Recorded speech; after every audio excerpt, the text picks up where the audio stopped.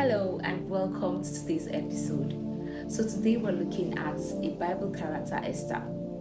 So the book of Esther opens us up to this interesting Bible character, Esther. We enjoy this story because of the dramatic actions, plots, counterplots, romance, and success story all around it. But for the sake of this study, I would want us to focus our attention on the paraphernalia that sort of enhanced her beauty. Yes.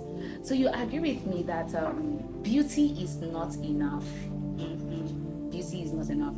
Now, when Esther came into the king's palace, something made her stand out. Esther was smart, intelligent, beautiful, yet humble. These agents sponsored her being greatly favored by the keeper of the women. Verse 8 and 9 of chapter 2 of the book of Esther tells us how that lots of women trooped into the king's palace, including Esther. And then Esther greeted the king, the keeper of women, in the most reverential way, he'd ever seen. And that caught his attention. And whoa, she gained high favor in the sight of the keeper of the women. You would agree with me that so many beautiful girls came for that competition. In fact, there could have been girls even more beautiful than Esther. But she had an extra oil in her lamp. And when beauty was checked, which of course everybody had, her wisdom, her humility, her intelligence, and of course her honor stood her out.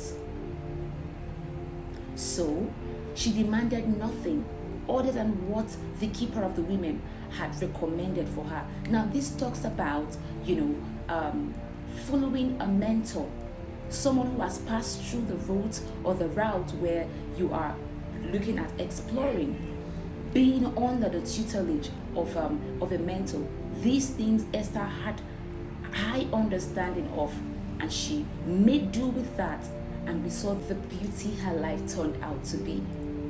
Next, we weren't told what happened in the king's court, but I like to think that when Esther got into the king's court, she exhibited the same kind of obedience, submission, and cooperation she exhibited with Haggai that won her the emblem most preferred. Esther must have learned from the mistakes of other young women that went in before her. She must have seen how that they complained of their hair, their makeup, their clothes, their shoes, and how they made beauty their driving force. And you know what she did? She requested only what Haggai had recommended for her, knowing fully well that he knows what will please the king. You see, character is a very important part of beauty nobody will tell you about. Very, very important. It is okay to look beautiful. It is okay to want to enhance yourself, to look lovely and to look, all dazzling and dashing. But then you need to accompany it with, a requisite character. There has to be a balance. Finally, Esther, with all her beauty, had great understanding of the cosmos. She knew that the physical realm is subject to the realm of the spirit. Hence, she ordered for a fast in order to negotiate the exoneration of her people.